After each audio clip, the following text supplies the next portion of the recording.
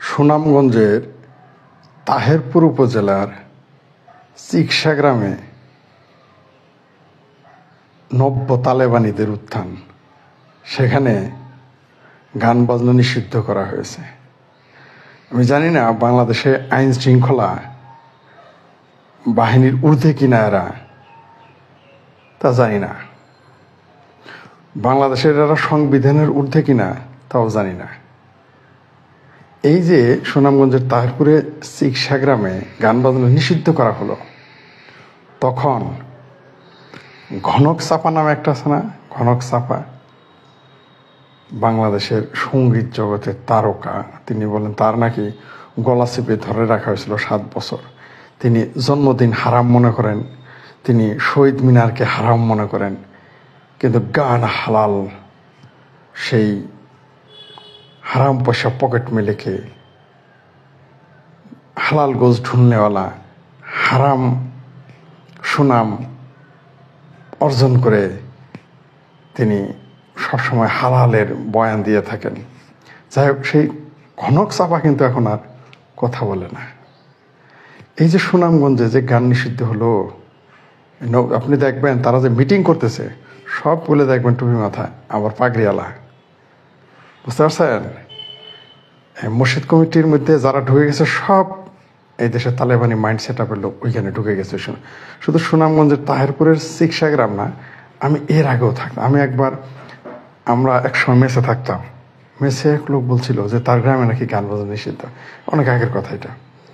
তো এরকম দেখবেন বিভিন্ন গ্রামে আগে থেকে তালেবানিদের উত্থান। এখন তো তাদের পৌষ মাস চলতেছে, কারণ তালেবানি মাইন্ড সেট আপের একজন তো সরাসরি উপদেষ্টা পরিষদ, এই এনজিও গভর্নমেন্টের উপদেষ্টা পরিষদে আছে। এখন যারা নাকি বিশ্বাস করে যে মেয়েদের ক্লাস 4 উপরে পড়া যাবে না, তাদেরকে উপদেষ্টা বানানো হয়েছে। আবার এনজিও সরকার, এই ইনফ্লুয়েঞ্জার সরকার বলে এই দেশে নারী অধিকার প্রতিষ্ঠা করবে। তো এখন যে কয়েকজন যে নারী উপদেষ্টা রাখছে, এখন বরকত নষ্ট হয় না? এরা এই বাংলাদেশের জামাত শিবিরেরা বলতো এবং পুরুষতান্ত্রিক যারা বলতো যে নারী নেতৃত্ব হারাম হারাম হারাম। তো নারী নেতৃত্ব হারাম, এখন যারা আছে নারী নেতৃত্বে নাই, এরা কারা? এখন এই হারাম হালাল হয়ে গেল। ও নিজের পছন্দের লোক যখন আসে তখন তারা যাহা ইচ্ছা তাহাই করুক, সব হালাল।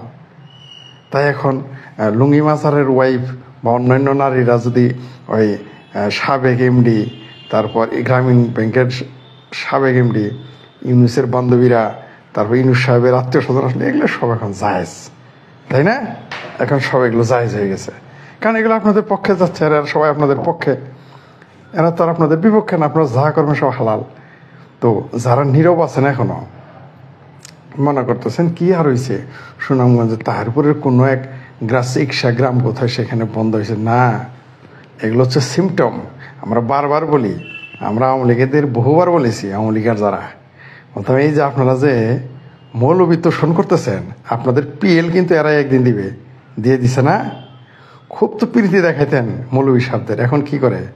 রেলের জমি দিলেন, তাদের সুযোগ সুবিধা দিলেন, তাদের সনদ দিলেন, পারেন নাই। সাপ যতই পোষেন সময় মতো সাইজ করে দিবে এবং দিয়েছে। আবারও বলি, এই যে এখন যারা চুপচাপ আছেন, সুনামগঞ্জের এই যে বন্ধ করে দিল,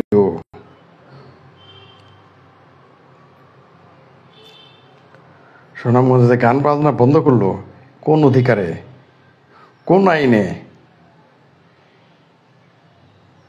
বাংলাদেশে শুধু সংখ্যালঘু নির্যাতন চলে না, শুধু মুক্ত চিন্তকদের, এটা মুক্ত চিন্তকরা তো আরো সংখ্যালঘুর উপরে সংখ্যালঘু, এরা হলো আরো বড় সংখ্যালঘু। শুধু তাদের উপরে নির্যাতন চলে না, তাদের জীবন নাশী হয়ে চলে না। এরা হচ্ছে সংস্কৃতি বিরোধী। বাঙালি সংস্কৃতি তো শতভাগেরা বিরোধী। বাংলাদেশের যত দেখতেছেন, এরা হচ্ছে এই যারা আছে মৌলবি সাহেবরা, এরা বাঙালি সংস্কৃতি কোনোদিনই মানে না। এরা নিজেদের বাঙালি মনে করে না। অনেকেই দেখি চাপা মারে বাঙালি বাঙালি, এরা মানে না। এরা নিজেদের কোনোদিনই বাঙালি মনে করে না।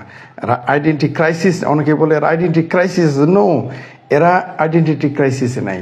এরা স্পষ্ট বলে এরা হচ্ছে তুর্কিদের বংশধর, আরবদের বংশধর, মুঘলদের বংশধর। আসলে এরা গোলাম, মানে এটা বলতে লজ্জা হয়, বলে বংশধর, এটাই তাদের মনে করে। এর আইডেন্টিটি ক্রাইসিসে নেই। আমরা যারা চিন্তা করি, আমরা যারা চিন্তক, ভাগাভাগি বিভক্তিতে আছি, ডান বামের মধ্যে যারা একটু চিন্তক, তারা আমরা আইডেন্টিটি ক্রাইসিস আছি। তারা নাই, তারা স্পষ্ট, তারা নিজেদের বাঙালি মনে করে না, কোনোদিনই করে নাই। কারণ কোনো মসজিদ মাদ্রাসায় কোনোদিনই বাঙালির পক্ষে থাকতে পারে না, ছিলও না, অতীতেও ছিল না, এখনও নেই, ভবিষ্যতেও থাকবে না। এটা আমার কাছে, আমার বক্তব্য আপনার কাছে তিতা লাগতে পারে, কিন্তু এটাই সত্য। এখন আমরা যদি ঘাওরামি করে না মানেন, আমার কিছু করার নাই। আপনি দেখেন তো ওই মিটিংটায় সুনামগঞ্জের ওই তাহারপুরে, কোন সুনামগঞ্জ, যে সুনামগঞ্জ গানের জন্য বিখ্যাত, হাসন রাজার নামের উপরে বিখ্যাত। সুনামগঞ্জ বললেই হাসন রাজার নাম চলে আসে সবার আগে। সেই হাসন রাজার জাদুঘর কিন্তু পুড়ে দিয়েছে। আপনারা দেখেছেন তো এবার। তা হাসন রাজার জাদুঘরও কি আওয়ামী ফ্যাসিস্ট আর ছাত্রলীগের উপর রাগ করে পুড়েছে? কেন পুড়েছে আমরা জানি, কারণ তারা জানে গান হারাম, তারা শরিয়া কায়েম করতে চায়। তো শরিয়া কায়েম করতে চাইলে, এবং এগুলো সমর্থন আছে এই দেশের অনেক লোকের সমর্থন আছে, কিন্তু এরা একদিনও আফগানিস্তানে যাবে না, একদিনও পাকিস্তানে গিয়ে বাস করবে না, এরা গিয়ে বাস করবে ইউরোপ আমেরিকায়। চায় দিলে, হৃদয়ে হচ্ছে, মগজে হচ্ছে, হৃদয়ে হচ্ছে পাকিস্তান, মগজ হচ্ছে তালেবানি আফগান, কিন্তু গিয়ে বাস করবে ইউরোপ আমেরিকায়। আমরা তাদের চিনি, অনেকেরই ব্যক্তিগতভাবে চিনি, আর এদের মাইন্ড সেট আপ আমরা জানি। একজন আফগানিস্তান যাবে না, বাংলাদেশকে ধ্বংস না করা পর্যন্ত তারা থামবে না। এখনো সময় আছে, সচেতন হন, তা না হলে এই দেশের সংস্কৃতি একেবারেই ধ্বংস করে দিবে। অলরেডি তো সংস্কৃতি ধ্বংসের দ্বার প্রান্তে।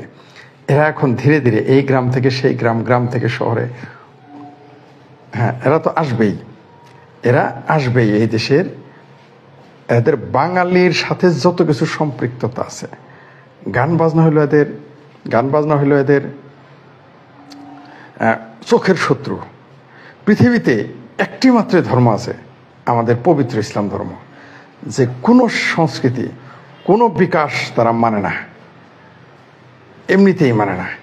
এই মৌলবীরা কিন্তু তারা বলছে যে গান বাজনা নিষিদ্ধ করে দিছে, কিন্তু তারা বলে নাই যে একটা সুদখোর নিষিদ্ধ হবে, একটা ঘুষখোর নিষিদ্ধ হবে, একটা হিরোইন খোর নিষিদ্ধ হবে, একটা ড্রাগ অ্যাডিক্টেড নিষিদ্ধ হবে, বা একটা ড্রাগ ডিলার নিষিদ্ধ, তা কিন্তু বলে নাই। একটা গম চোর নিষিদ্ধ করবে, তা কিন্তু বলে নাই। তা কিন্তু বলে নাই। কি বলেছে? গান বাজনা নিষিদ্ধ। ঠিক তালেবানেরা যা করে, এই তালেবানেরা যা করে এরা তাই করবে। আর এখন তারা ব্ল্যাঙ্ক চেক পেয়ে গেছে। অদ্ভুত ব্যাপার, এখন সুদখোরকে ক্ষমতায় আনছে, কোনো সমস্যা নাই। আবার ইউনূস সাহেব দিয়ে বলে আমাকে সুদখোর বলে, তো সুদখোরকে সুদখোর বলবে না, কি বলবে? আমাকে সুদখোর, তো বেটা তুমি তো সুদখোরই, তুমি কি গ্রামীণ ব্যাংক, কি ওই ইসলামী ব্যাংক তো সুদকে জায়েজ করছে, অন্তত লেখছে ইসলামী না, তুমি কি নাম দাও ইসলামী, অন্তত ইসলামী গ্রামীণ ব্যাংক নাম দিলে আমরা বুঝতাম সুদ খাও না। তবে চিন্তা করে দেখেন, চোরের মায়ের বড় গলা। আমাদের ইনফ্লুয়েঞ্জা সরকারের প্রধান বলে, তথাকথিত এই সরকার বলে যে কি আমাকে সুদখোর বলে। তো সুদখোর বলবে না, কি বলবে তাকে?